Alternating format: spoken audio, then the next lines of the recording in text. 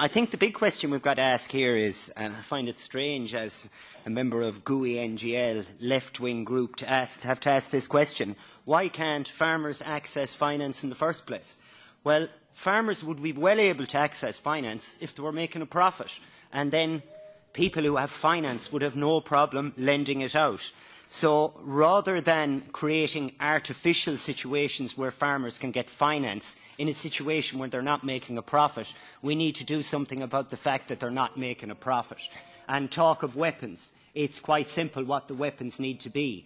Producers need to be on a level playing field with the factories and with the supermarkets. And that is the simple answer. But the question is there a willingness to actually do this? Is there a willingness to implement it? Because if we don't, well, the most important part in the chain will be gone. The good news is, I've said this before and it needs to be repeated, the really, really good news here is there is money in food.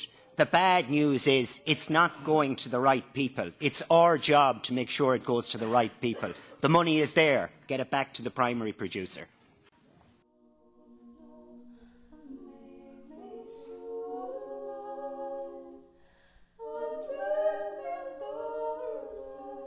In conclusion, Chairman, we farmers need the recommendations from this report to be implemented to ensure fairness in the supply chain and a proper share of the margins. We now see an EU with about 21 million farmers producing food for 500 million consumers, but selling to a very concentrated 110 buying desks. Thank you.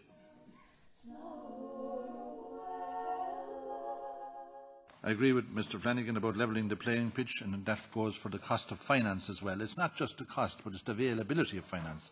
And you will know from our country that we know well, that we have two pillar banks that are certainly not competing terribly well in terms of the type of money and the cost of money that should be available to people that want to invest in agriculture at the moment. And we're trying to get the European Investment Bank to provide some competition, and indeed Rabobank and other banks to provide competition in the marketplace in order to reduce the cost of money.